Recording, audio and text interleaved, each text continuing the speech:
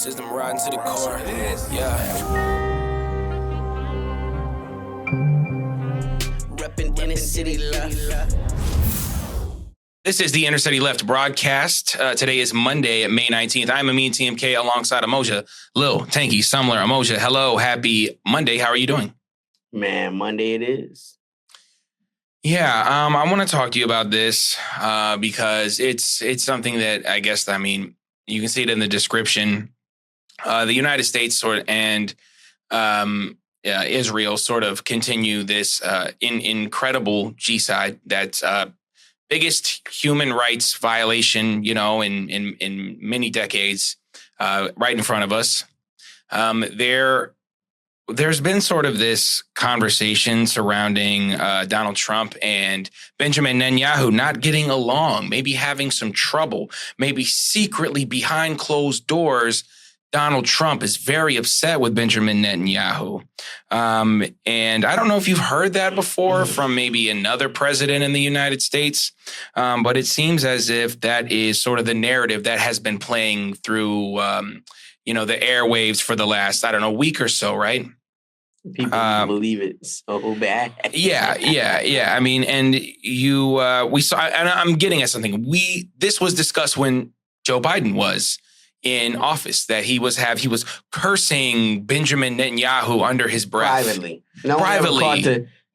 We get hot mics out their ass for Hillary Clinton saying wild shit for you know what I'm saying? Victoria Nuland, fuck the EU. Hot mics everywhere. No hot mics when Biden be cussing out Netanyahu. No one even willing to go on the record. Yes. Did it happen? Yeah, exactly. It's scuttlebutt that someone said to some. Anyway, we don't have to get into it. I'm just saying it's interesting how they play the same game every time. Literally, 100%. Just maybe 9 months ago, we literally were saying this about Biden. Let's fast forward here, because what's happening in Gaza is first of all, the entire Gaza is, if you look at it on a Google map, it's just completely demolished. There is no more sort of buildings that are halfway up. There are no homes that are halfway there. It's completely demolished. There's a term that you taught me. I don't know, maybe I shouldn't repeat it here, but or maybe we watched it together, called bounce the rubble, which means basically, bomb them until there's nothing left. And we are sort of reaching that here. Yep. It means bomb them until there's nothing left and then bomb them again. That's bouncing the rubble. Thank you. I appreciate that correction, because it's just to let you know what the mentality is and what it hasn't changed. So I'm going to just say this, and then I'm going to give the mic to you. You can talk about what you need to. So this hostage, Idan Alexander, this was supposed to be the hostage release that was going to bring on sort of this ceasefire. This is what the at least Hamas has said about the hostage release, that this would lead to a ceasefire. All indications showing that was what was said. Can you give us some details on this? Have you heard about this, and sort of what is your opinion on it? I mean, I think it goes to the bigger picture of what is happening with the United States and their failing ability to be diplomatic, right? Like, the entire diplomatic process of the West, but specifically the United States at this point, is based in duplicity. And it shows. Like, there was a time you could get away with it, but you can't get away with it now. Everyone is watching, especially when it's the same guy going around, right? Trump came in and was like, I'm different. I'm not Biden. I get shit done. Witkoff is the same. But first off, let's acknowledge Witkoff is a close personal friend of Trump's. He's not a person that was sworn into any type of official capacity for the United States government. So he's able to say things that don't bind the United States. Witkoff can say shit, but he's not the Secretary of State. He's not the president. He's not the vice president. He's not the Secretary of Defense. He's fucking Trump's friend, right? And so that's what we have. We have the rumors are Hamas said that for exchange for this dual citizen American IDF soldier, I'm sorry, American Israeli citizen who was a soldier, by the way, soldier in the IDF. So it's not just jokes. Um, if they were to trade him, that would lead that Witkoff personally guaranteed a ceasefire. Meanwhile, you have Smotrich saying things like minimal aid will help Israel destroy Gaza. Saying that as of May 19th. You know what I'm saying? And this is the same Witkoff that's going around the world making these deals. All of the conservatives like to act like, oh, it's just General Kellogg. He has these plans, and who is another one of the people that Trump sends out, for those of y'all that don't know, to do negotiations. And they act like Kellogg is the one that's incompetent, and Witkoff is the one that gets it done, and Witkoff is the one who's going to handle the Ukraine ceasefire, and he's handling the negotiations with Iran. Meanwhile, Witkoff is saying things in public like the United States cannot allow Iranian nuclear enrichment, which is a right guaranteed to all nations in the United Nations that sign on to the Nuclear Non-Proliferation Treaty, which they have, which we have to say again on this show, many countries have not. Like India is not part of the Nuclear Non-Proliferation, the NPT. Nuclear non-proliferation. Yeah, it's a tough one. You got to roll it off the tongue, try to get that shit to rhyme. You have an MFA, you'll be fine. That's true. Well, you have the college debt. Maybe you won't be fine on that part, but at least you can conjugate a sentence properly. Right. Israel is not a member of the Nuclear Non-Proliferation Treaty. So those are the countries the United States never seems to have a problem with, their enrichment activities. Like the person that you can theoretically control, and absolutely control, because never forget that Israel is an American and Western colonial project. It was meant to be their Australia of the Middle East, and just unfortunately for them, we live in a time with cameras. And so, the British were able to go into Australia and kill millions of Aborigine, and it wasn't on fucking TikTok. We're not in that age where that can happen anymore. And this is why the West has books that no one reads. Right. Movies that no one watches, This is why the West has a problem with that language of genocide and colonization, because this is what they've always done. And if Israel is a colonizer, it forces them to look at themselves in a way that makes them uncomfortable. They would say it's that woke shit. Oh, look at what you got. You got civilization when we can look at you.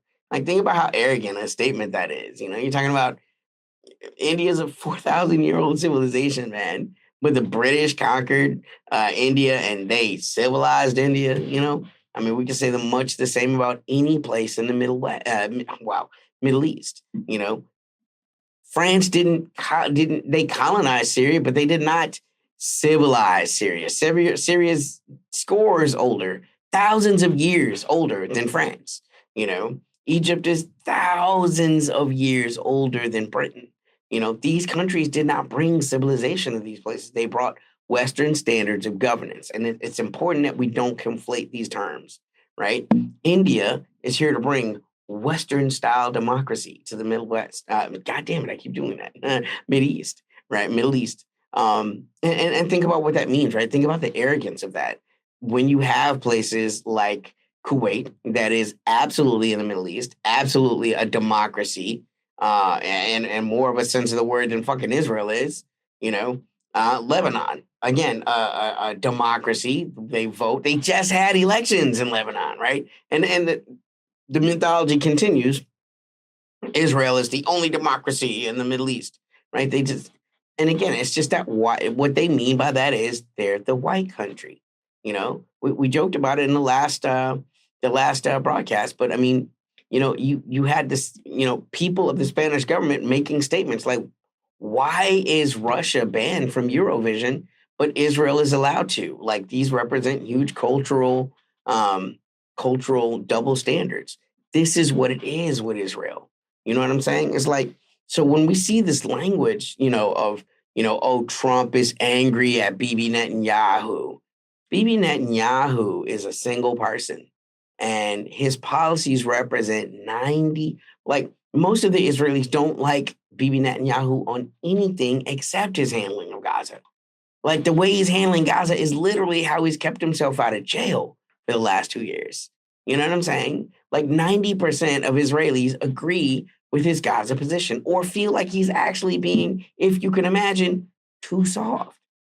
They act like Ben Gavir is some outlier and Smotrich is some outlier. And they're really, just a specialized group of right wing. But this is the Israeli public. Most of the rest of, sort of the quote unquote left or whatever non-genocidal people have fled the country or are gone. And, again, all the numbers for Israel's economy, sort of it's standing within, the global society. I don't know if you pay attention to Eurovision. They're like up or they were winning. And now there's this whole, it's so funny how Israel is a part of Eurovision. Make it make sense. Yeah. But, essentially there is, and what is a civilian in a culture where everyone has to have military service, except the ultra-Orthodox, which is coming to an end. So it's the same thing in a lot of places where there's this like mandatory military service. What is a civilian? They say that about Palestinians, but most people are civilians. Right. And not to mention they have no military. Yeah, they have no military. That's exactly it, right? And there's a couple of countries that are like that. South Korea, where mandatory military service, but at least with them, it's gendered, right? And in Israel, they have no such distinction. Men, women, they're all impressed into the IDF, and you serve, The Romans did this, the Roman Empire, this was their model. There's not a whole lot of models in the Middle East that use this type of behavior, though. You're not going to find any of the caliphates where they're forcing the women into battle. You know what I'm saying? I mean, it's exactly the opposite. But Zelensky likes that, though. He's like, he's spitting, actually. Put the women in there. They've still got more brigades out there, by the way. I don't know, not to jump off the subject that we're on currently. But I think sort of this like conversation surrounding, Gaza, it's like there is no coverage here. Like the coverage has sort of completely fell off. There was this sort of idea, like they upped the ante on the conversation surrounding Gaza, like every so often, just to remind people that, hey, we still sort of cover it. Meanwhile, the rest of the world is seeing this on a daily basis. There is someone who, we were always watching former Irish, parliament member, didn't win the re-election, but he's still out here. I wanted to just play this clip and maybe you can react to it, just to show like sort of what the rest of the world is, I think sort of, discussing or whatever. We're still working it out. Everybody. Boom. Is that us? Is this us? There we go.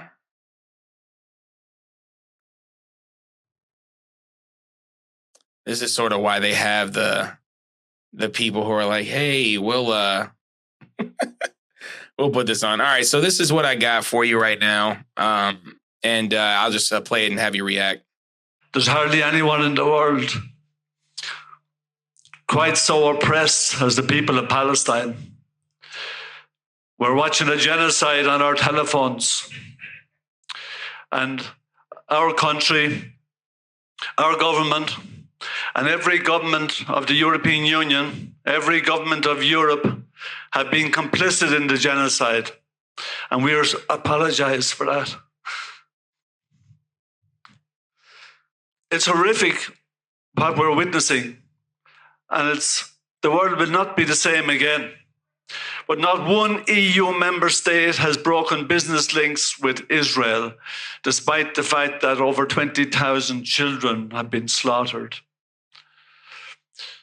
It's horrific. And the idea that we had a thing called European values in the European Union has been exposed for the myth that it is. So, Tanky, that right there, Mick Wallace. I just wanted to see if you could just kind of respond to that. And there's so much in there. And it just kind of goes to, I guess, sort of the obvious nature that all these populations have. But it seems that the Europe, maybe other than Ireland and Spain, and the United States are just completely on board with the G side. Just your reaction. Yeah, I mean, that's 100% what it is. It's what we're talking about, right? What happens to, and I'm so sorry, but it's just the truth. What happens to non-white people is not considered relevant. I mean, think about the irony, right, of the world's richest man, Space Karen, you know what I'm saying, trying to spin this fucking white genocide narrative in South Africa when less than 200 people have died. And most of the people say it's not race-based at all. It's class-based. Poor people are robbing rich people. It's just all the rich people in South Africa happen to be white people. Why is that? They own 70% of the agriculture. That is You know what I'm insane. saying? Yeah. You know, meanwhile, we have 20,000 children that have died in Gaza, and yet Space Karen won't call it that, you know? I mean, and again, I just want to say, man, because I have so much respect for politicians like Mick Wallace. People think we hate all of these people when we consistently say we don't really try to advocate for any of these people. You know, I just try to demonstrate who they are and what their politics are.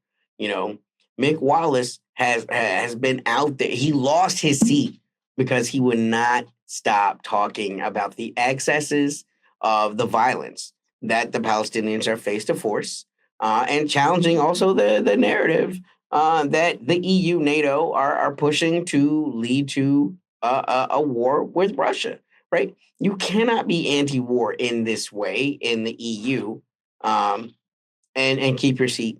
And that's just so funny because, again, in American imagination, they see the Europeans as so much more sophisticated. But the reality is that the EU at this point is no more than a satellite state for American foreign policy. You find very little separation between their positions.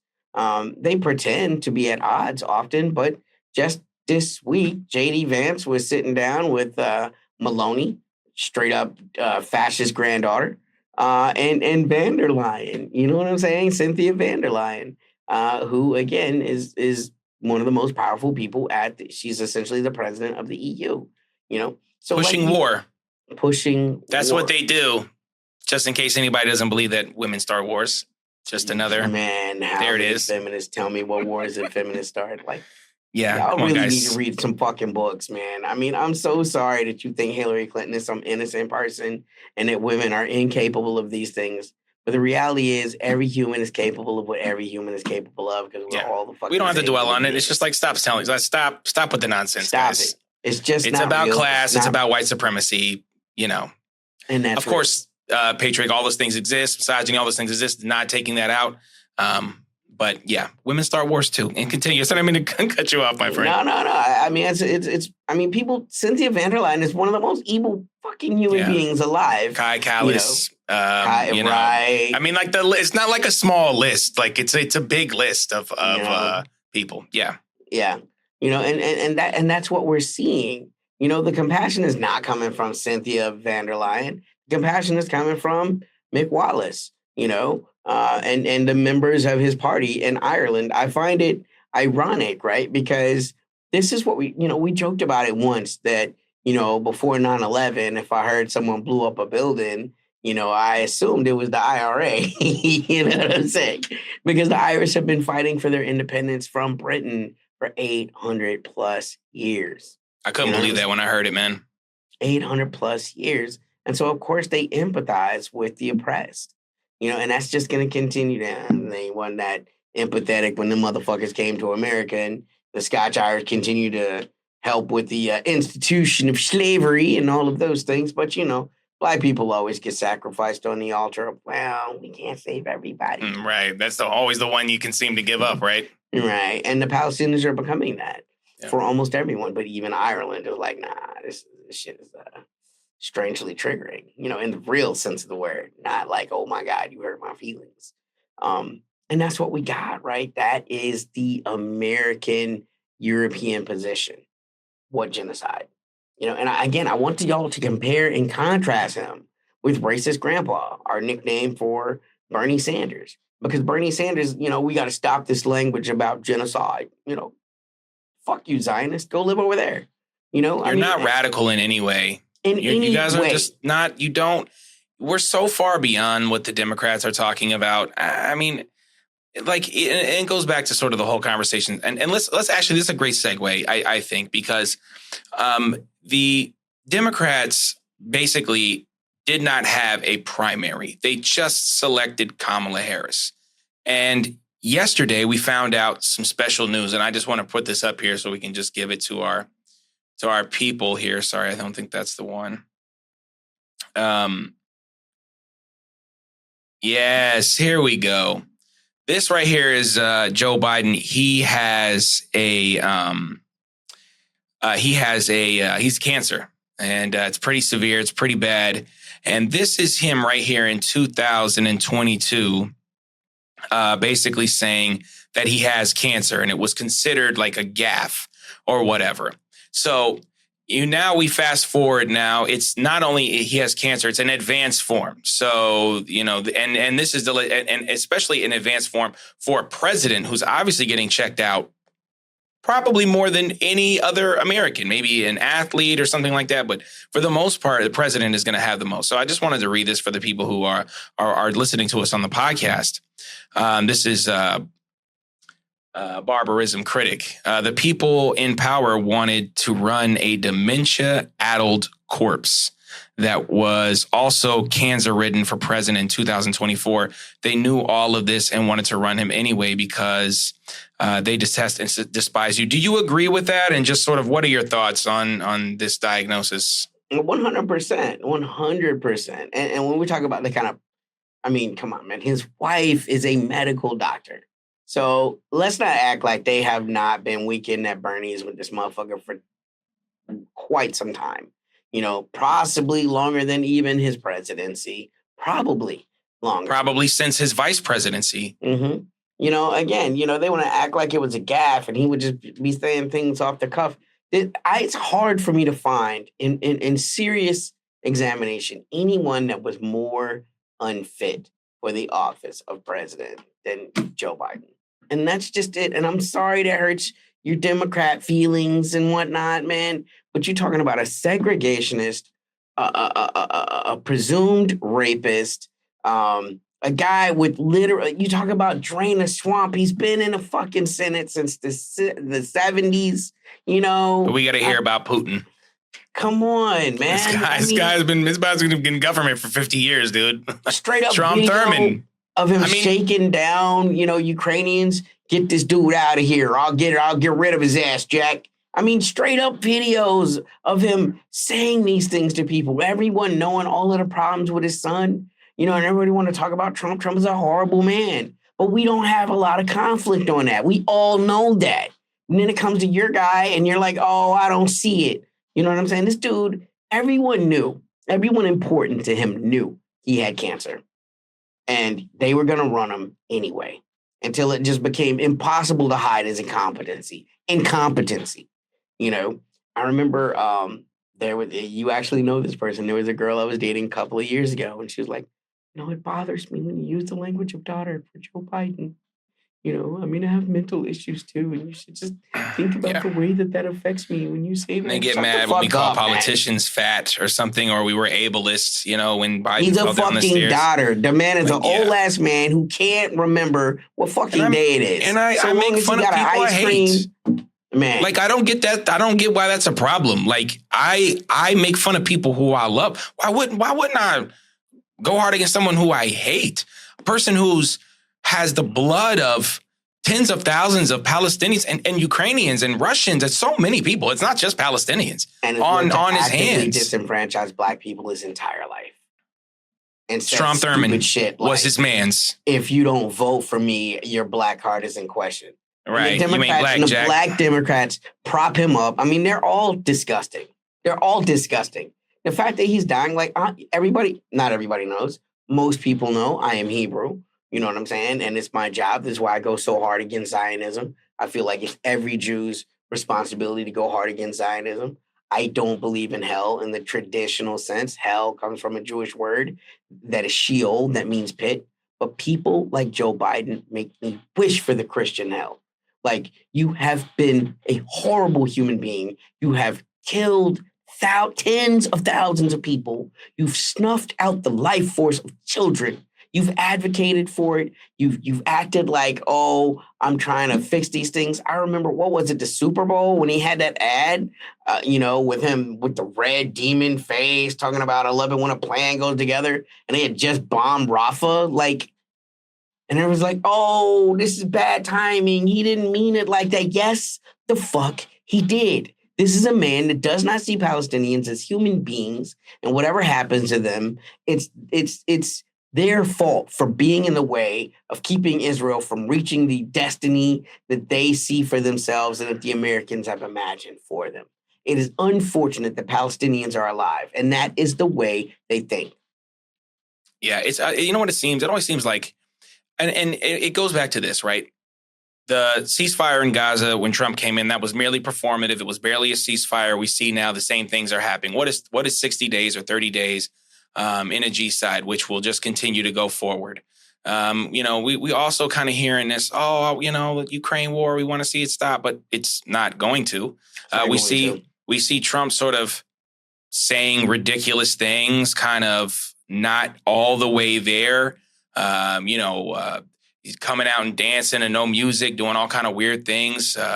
And again, you always, now the liberals are out saying, oh, look at the ICE raids. The ICE raids. It's like there was just the ICE raids that were happening before, except they were more clandestine. They were more. They didn't brag about it. They didn't brag about it. Exactly.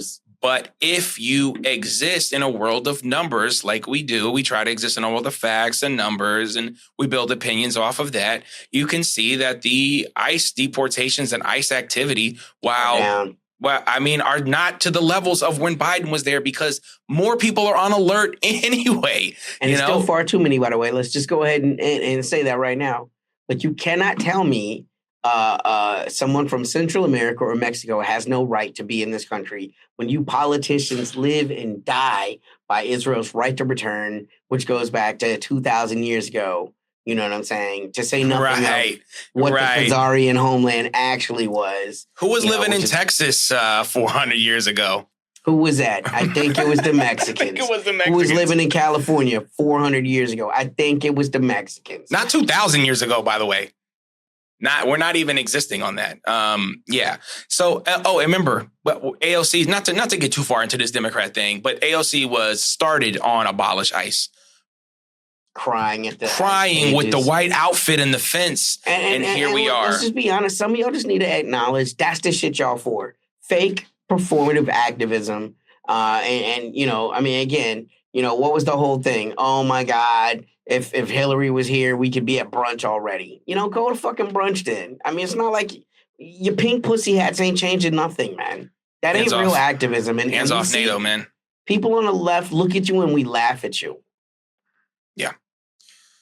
And it's hard to stand on business, and it's hard to talk about the things that are the most relevant. And, talking about Gaza and talking about Ukraine and the Houthis and, the Northern Resistance and Iran, and BRICS and China. These are the biggest things. And there's tons more, of course, on Inner City Left. You can always follow us on Instagram. We talk about a lot of things.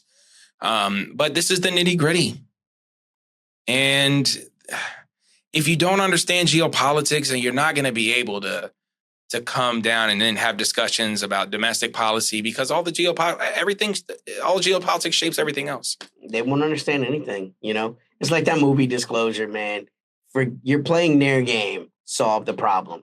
And real countries recognize that. Like Iran, they're going through the motions. They're having these conversations with the West because, war is bad, and you do everything you can to avoid war, Russia's having these conversations with Witkoff for much the same reason. China is meeting with the West for much the same reason. But at the end of the day, they sleeping on they weapons and waiting for dawn because they all assume war is inevitable. Because everything the United States has is non-starters. So whatever. Yeah. What's the deal is a negotiation if what's a negotiation if everything you bring is a non-starter? The Iranian stuff is just particularly embarrassing. You want a country to give up its missile program. you want a country to give up its inherent right to pursue nuclear technology, even supervised, right? Like they want Iran to have zero enrichment at all. The JCPOA was a huge leap, and What they white won't country are you acknowledge. forcing that on? Yeah, none. Yeah, people gonna fight you for it. Yeah, and the If you're JCPOA not was gonna right let there. that go, Iran is going to war. Yeah. And they know that. Like everyone really knows that. This is all about moving the assets, getting them ready. They wanted, let's be honest, they wanted to be at war with Iran already. The whole thing with the Ansarallah movement showed them their woeful impreparedness.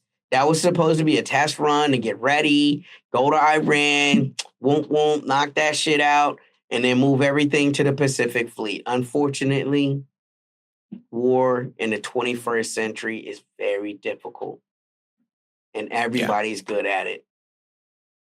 Yeah. And everyone has intel. And eyes. Oh, Wickoff lied to the Palestinians. I wonder if he's going to keep his word with us, said the foreign minister of Iran. Oh, Wickoff lied to the Palestinians. I wonder if they're going to keep their word with us, said, Sergei Lavrov, right? Nah. Yeah. Let's give a shout out to our podcast listeners. You can't see our lovely faces, but they are here and they are lovely. We are available everywhere you find podcasts, iHeartRadio, Spotify, Apple. Give us a rating, give us 5 stars. If you like what we're doing, leave a comment, subscribe on YouTube. Check us out on innercityleft.com. You can find lots of things there, including the link to purchase Fables, Foibles, and Other American Sins, Tanky's book of poetry. And shout out to our patrons. We have a Patreon. It's always in the description. And stay hydrated. It's very important. It's getting hot out there. Lots of record heat all over the place. Record pollen. Out there doing a little yard work, sneezing my nose off. The environment, y'all, still a big problem. Still something we should focus on. Maybe we'll do an episode on that soon. But anything we missed, Tanky, or your final thoughts before we slide on out? Nah, man. Life goes on. It's a typical Monday. I know all y'all getting ready for Memorial Day. Celebrate all those dead Black soldiers. Oh, you didn't know that's what it was originally about. I bet you thought it was just some barbecue. Whatever. Yeah. There's always something to unlearn, something to learn. That's why it's an endless journey. For Emoji Little Tanky Sumler, I am Amin TMK. This is the Inner City Left broadcast. Peace. System riding to the core. Yeah. Reppin' inner city left.